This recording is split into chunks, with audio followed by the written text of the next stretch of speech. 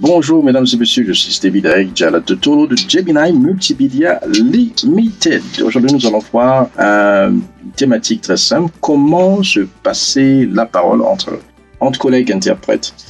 Alors, la règle d'or est de travailler 30 minutes chacun. Donc, une fois que les 30 minutes du collègue, le co-cabin ou le concabin, je ne sais pas exactement ce qu'on dit, est terminée, la personne devrait vous passer la parole.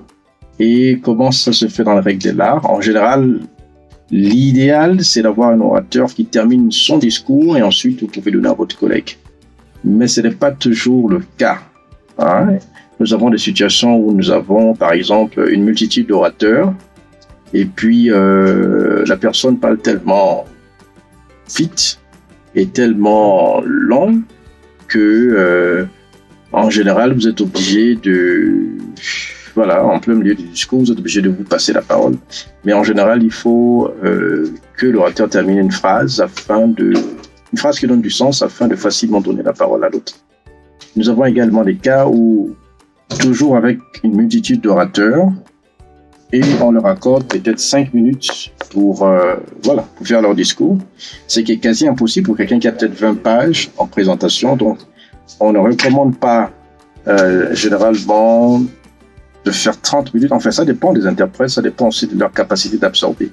Ce qu'on recommande généralement, c'est de travailler 15 minutes chacun, 20 minutes chacun, 25 minutes, 10 minutes parfois, ou simplement travailler par orateur. Donc, on prend le microphone par orateur, ce qui permet également de facilement absorber, parce qu'en fait, il y a tellement d'informations à absorber, à gérer et à rendre.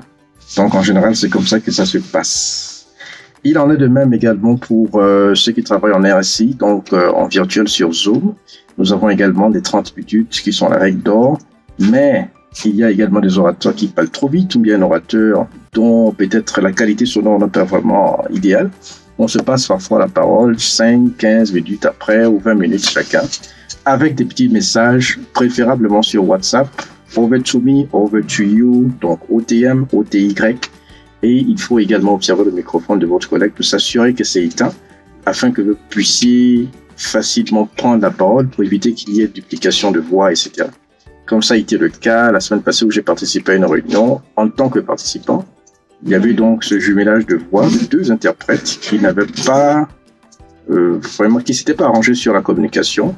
Et apparemment, les 30 premières minutes du collègue étaient finies. Et voilà donc. L'autre a commencé sans pour autant avertir, ou je sais pas ce qui s'est passé.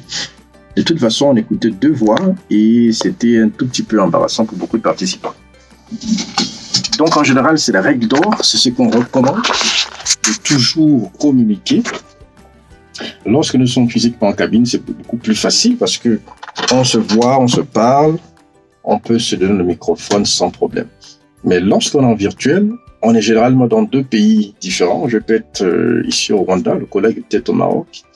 Donc, il n'a pas le temps de me voir mes gestuels. Donc, on est obligé de communiquer via WhatsApp en disant ready, ready. Over to you, over to me. OK. Voilà, c'est beaucoup plus simple comme ça.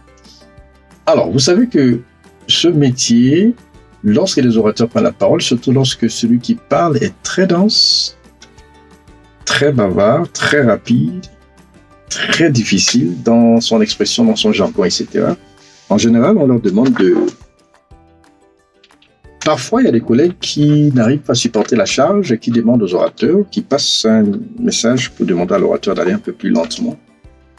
Mais pour certains autres, comme moi, je ne me donne pas tout ce mal.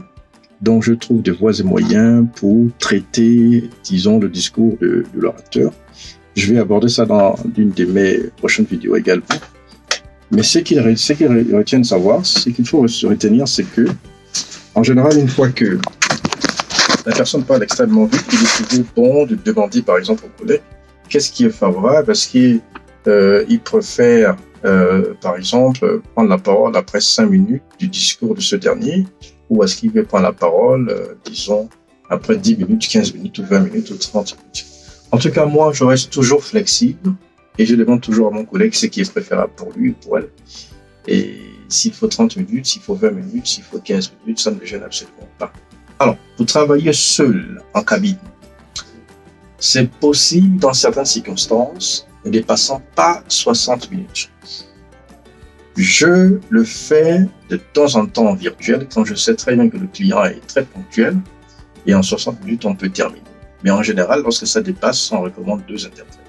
Mais il y a aussi des réunions d'1 heure, là, il faut être vraiment à 2 parce que c'est tellement dense, on connaît le client, on demande toujours d'être 2 personnes pour travailler. En général. Maintenant, quand il s'agit de faire de la consécutive, là, je parle de la simultanée. La consécutive, une personne peut travailler pendant 1 heure, mais ce n'est pas recommandé ou recommandable que cette dernière travaille toute une journée. Alors, il y a des circonstances. Si c'est par exemple une visite guidée, donc ce n'est pas en salle de conférence. Dans une visite guidée, on peut facilement prendre une journée parce qu'en général, c'est quoi? On se déplace, on visite un site peut-être de construction, où il y a peut-être une espèce de réunion entre deux acteurs. Et, je sais pas, il y a peut-être des cérémonies diplomatiques, etc. Et on n'a pas besoin de la simultanée, c'est vraiment de la consécutive. Ça pourrait peut-être aller. Mais à mon avis personnel, je n'aime pas la consécutive. Ça, c'est clair, c'est la consécutive. Je peux faire du chuchotage simultané, mais pas la consécutive. Ça ne me va absolument pas. Donc, voilà ce que je voulais partager avec vous. Chers followers sur YouTube, sur ma chaîne, merci encore une fois de me suivre. Encore une fois, ça, c'est mon expérience que je partage avec vous. Et restons branchés pour d'autres vidéos à l'avenir. Je suis Stevie Indiana Totoro de Gemini Multimedia Limited. Bye.